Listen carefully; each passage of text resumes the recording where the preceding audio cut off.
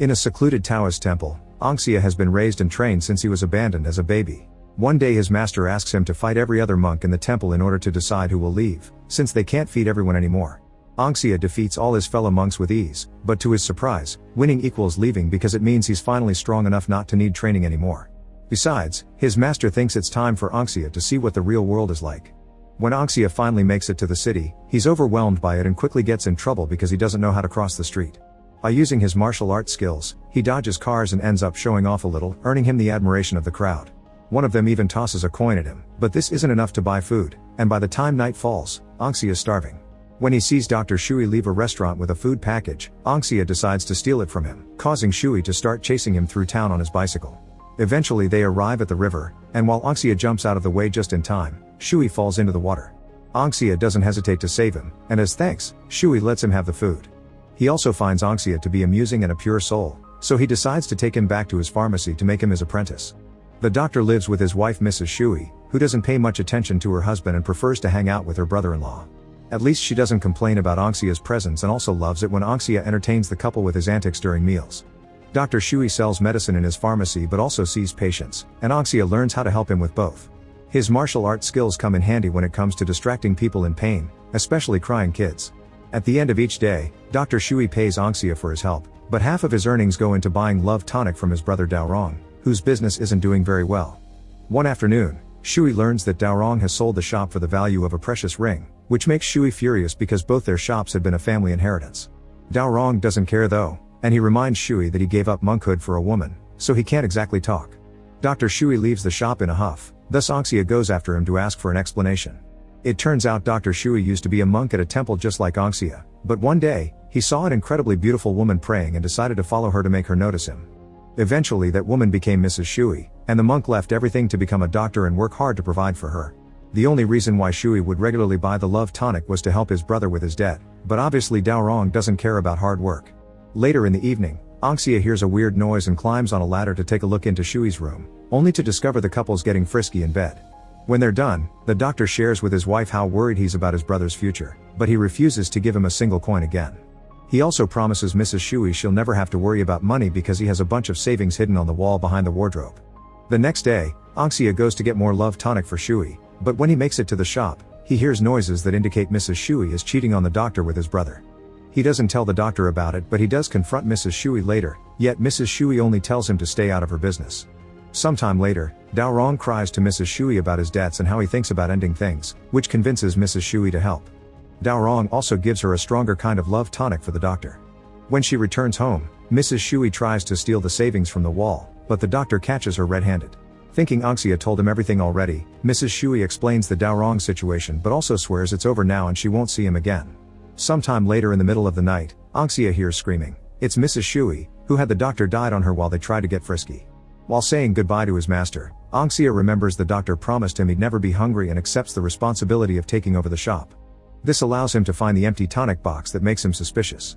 With the doctor gone, Daorong has no shame and comes to pick up Mrs. Shui in person, and they both ignore Anxia when he reminds them they should respect the traditional 7 days of grieving. Daorong and Mrs. Shui go out on a boat ride, during which Mrs. Shui also finds it strange that Daorong isn't sad.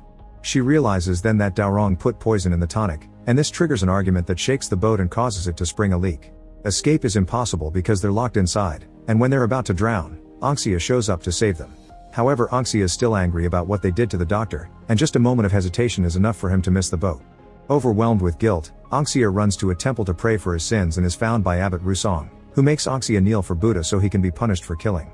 Following Buddhist tradition, Anxia spends 7 days on his knees repenting until he passes out, still unsure if what he did was right or wrong. When Anxia returns to the shop, he meets Zhao, who manages to get inside even though there was a lock on the door. He's a martial arts student that can use a special technique capable of destroying things through walls, and he's come to the shop to buy some medicine for his master, who he'll be fighting later. Anxia is very impressed by this mighty technique, and after doing the sale, he follows Zhao in secret to watch him fight his master Peng. Both men are very skilled and Zhao manages to stay calm even when Peng taunts him, but in the end, Peng beats up his student anyway. Zhao refuses to give up and uses the special technique to land the final hit with props he finds in the area, but this also forces him to admit he's been practicing his master's technique behind his back. Peng doesn't mind and admits Zhao is more skilled than his own son, so he'll be the one to inherit the leadership of his school. A happy Zhao starts making his way out, but he suddenly falls to the floor, because Peng's waited for the right moment to betray him and kill him with his umbrella to get revenge for his stolen technique and keep his son as his heir. The next day, Peng's son Quitesy shows up at Anxia's shop to get some medicine for his father. He also has some meat that he'd love to cook properly, and Anxia accepts to share his kitchen in exchange for sharing the lunch. When the stew is ready, Quitesy only lets Anxia eat after he shares all the details about the fight. Things get weird when they realize the meat has a special poison that makes them hallucinate and their faces swell, and after Anxia sees the ghost of Mrs. Shui, he decides they should get drunk to forget. Since they don't have money, Anxia and Quitesy go to a temple to steal the donation box. Shu is the monk protecting the box and quickly gives them a lesson by beating them in a battle that ends with their heads against the ground. Quitesy runs away in fear, but Anxia stays to apologize and asks Shu to be his master, but Shu turns him down. The following morning, Quitesy tells Peng about what happened, and Peng immediately realizes that must have been the same Shu he trained with when they were younger and stole a technique from him. Their conversation's interrupted when Anxia brings over the medicine order, and after Quitesy quickly kicks him out, he explains to his father it was Anxia that told him about the temple. Now Peng thinks Anxia and Shu are working together. Meanwhile, Anxia packs his things and says goodbye to the doctor at his altar before returning to the temple to beg Shu to train him again. Anxia begins showing he can be useful by sweeping the area, but Shu takes the broom from him and shows him his special cleaning technique before giving it back, explaining even cleaning must be an exercise in focus. Sometime later, a girl approaches Anxia saying her fortune predicted she would meet her savior in the temple. Her biggest wish is to have a baby, and Anxia promises to help her find a way. In the evening, Anxia goes to see Rusong for advice, and they both close their eyes to meet in their headspace. Rusong tells Anxia about a secret room in the temple where men took women to get them pregnant, and he locked it some time ago to protect it. Anxia isn't sure why Rusong finds this amusing, but when he opens his eyes, he finds the key to the room. Afterward, Anxia takes the girl to the room and finally realizes there's a space for them to get frisky. They have a wonderful night together, but the girl won't tell him her name because they can't see each other again. Later, after sharing this experience with Shu, Anxia asks him for his story in return.